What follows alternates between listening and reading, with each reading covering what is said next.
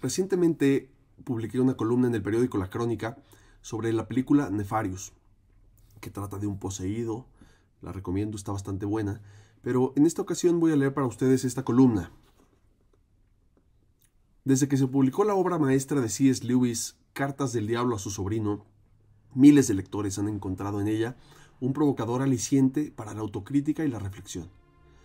El diablo veterano aconseja a su sobrino para que su paciente haga el mal sin darse cuenta, para que destruya su vida pensando que, por el contrario, le está sacando el mejor provecho. El diablo sabe que para meter al hombre en la trampa del mal, tiene que hacer que el mal parezca algo bueno.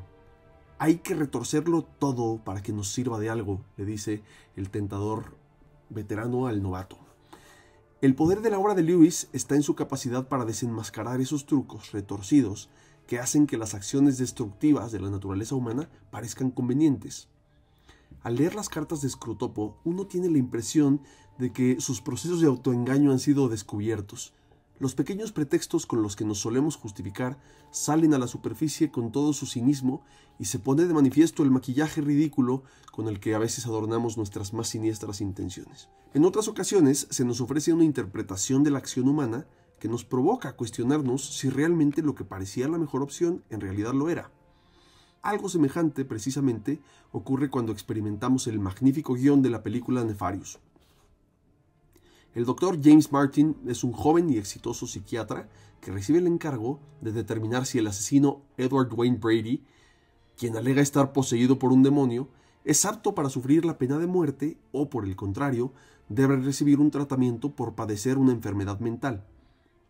El thriller es fundamentalmente un gran diálogo entre dos personajes, un demonio llamado Nefarious, que posee el cuerpo de Edward, y el psiquiatra ateo que no logra descifrar el misterioso caso. El demonio le expone a James su visión de la historia. En un inicio, Dios creó a una serie de entidades espirituales con libre albedrío. Por lo tanto, dice Nefarious, tenemos derecho a la autodeterminación, tenemos derecho a ser libres. Sin embargo, la entidad maligna objeta que la libertad que recibió del enemigo, así le llaman a Dios, no es realmente derecho a determinarse como cada uno quiera, sino que está asociada a un propósito. ¿Para qué entonces nos da una voluntad si nos dice que no la podemos utilizar como queramos? Desde la perspectiva demoníaca, si Dios nos creó para servirle y adorarle, en realidad nos hizo para ser esclavos. Una multitud de ángeles se rebela contra el enemigo y decide castigarlo, destruyendo lo que él más ama, esto es, el ser humano. Los hizo a su imagen, dice Nefarious, pero nosotros los rehacemos a la nuestra. El objetivo diabólico es satanizar al ser humano. La estrategia consiste en llevarnos a rechazar de una vez por todas la ley mosaica, es decir, los 10 mandamientos. De este modo, Nefarious sugiere que nos quitaremos las cadenas serviles que nos atan a una moral y así alcanzaremos completamente la libertad que buscamos y lograremos alcanzar nuestro máximo potencial. El Dr. James provoca al demonio diciéndole que su equipo, el de los diablos, no parece estar siendo muy efectivo en ese intento de destruir al ser humano, porque evidentemente, piensa el psiquiatra, cito, nunca hemos sido más libres. La alfabetización es más alta que nunca. Estamos trabajando para eliminar el racismo, la intolerancia, la desigualdad de género. La gente puede amar a quien quiera, ser quien quiera, hacer lo que quiera. La diversidad ahora ya no es un sueño, ya no se tolera la incitación al odio y políticamente estamos recuperando el terreno moral. Fin de cita. Nefarious no puede más que estallar en risas malignas. Se le queda mirando como enamorado y le dice, creo que te amo. A continuación, con una burla soez, le va indicando ejemplos de cómo el mundo es en realidad analfabeta, cómo hay terribles formas de discriminación y desigualdad, cómo hay discurso de odio encubierto, intolerancia disimulada, esclavitud sexual en niveles grotescos. Lo mejor del caso, piensa Nefarious, es que el mal se ha vuelto imperceptible. Existe ahora en todas partes. Le dice, lentamente con sus películas y su TV y sus medios de comunicación los insensibilizamos. Redirigimos su visión del mundo hasta el punto de que ni siquiera pueden reconocerlo, incluso cuando está justo delante de su cara. Ni siquiera pueden sentirlo cuando lo están haciendo. Fin de cita. En el fondo de la crítica que sugiere la película está la idea de que una libertad entendida como anarquía, asociada con una idea de que el hombre debe ser capaz de elegir lo que quiera para sí mismo, conduce a la destrucción del ser humano. Esto manifiesta un deseo de total autonomía e independencia que equivale a no querer ser criatura ni depender de ningún Dios. El hombre quiere ser su único Dios. El diálogo entre James Martin y Nefarious nos hace pensar si realmente esa libertad es lo mejor para nosotros. Detengámonos un momento a considerar de dónde viene la ley más fundamental de nuestra existencia. Cuando tenemos en la mano un objeto con poco valor, inmediatamente percibimos que precisamente por su poco valor podemos hacer con esa realidad lo que queramos. Con una servilleta de papel, por ejemplo, puedes hacer lo que quieras, un avión, un dibujo o simplemente tirarla al basurero. Pero ¿qué ocurre si el papel que pongo en tus manos es un billete de 1,000 pesos? Puedes también, desde luego, hacer lo que quieras, pero percibes que por su valor amerita que tengamos con él cierto cuidado. Y si te presto el manuscrito de la 9ª Sinfonía de Beethoven, esos manuscritos son muy valiosos. Por eso hay que cogerlos con guantes, a cierta temperatura, con determinada luz, con mucho cuidado.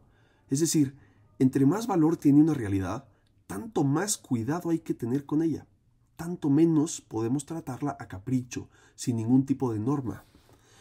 Si el ser humano tiene realmente ese valor incalculable que llamamos dignidad, eso implica que requiere de un trato cuidadoso, de una custodia, de una normatividad que lo proteja, es decir, de una ley. Los 10 mandamientos que Nefarious nos invita a abandonar no son una imposición externa a nuestra realidad que pretenda constreñir nuestra existencia. Por el contrario, son la custodia de nuestro ser que es realmente valioso, que es precioso y digno. Los 10 mandamientos, que nos exhortan a proteger todo lo que es bueno para la existencia humana, brotan de la exigencia de reconocer y custodiar nuestra dignidad. Son la ley de nuestro ser, protegen al hombre que es imagen de Dios y le invitan a introducirse en la dinámica del ser para otros, desde otros y con otros. La anarquía propuesta por el diablo se resume en un mandamiento: haz lo que quieras, esta será toda la ley, dice Nefarious. Lejos de liberarnos, el mandamiento diabólico nos convoca a destruirnos mutuamente, a olvidar que somos responsables unos de otros porque vivimos en un tejido de coexistencia en el que solo es posible vivir si se vive solidariamente, respondiendo unos por otros. El triunfo del mal depende de que olvidemos que nuestra libertad está orientada al servicio y al amor, no a la autodeterminación individualista que solo puede ver en el otro un obstáculo o una oportunidad para mis propios fines, como ejemplifica paradigmáticamente el caso del aborto. Le llamamos, como James, derecho de autodeterminación, rescisión electiva, embarazo interrumpido. James se queja con Nefarious, que lo provoca llamándolo asesino. ¿Quién eres tú para juzgarme?, dice James. Es el cuerpo de mi pareja, es mi vida. Puedo hacer lo que quiera con ella. Y el demonio replica: sí, yo no podría haberlo dicho mejor, pero sigue siendo asesinato. El Creador crea y nosotros destruimos, y lo hacemos todo a través de ustedes. ¿Puedes imaginar la agonía del enemigo cuando despedazamos a un niño dentro del vientre de su propia madre? Tu hijo no nacido está ahora en nuestro altar y todo el infierno se regocija. Fin de cita. Independientemente de las convicciones de cada persona, los invito a ver la película con capacidad de autocrítica, con mente abierta, e intentar mirar la trama de la historia desde un nuevo punto de vista.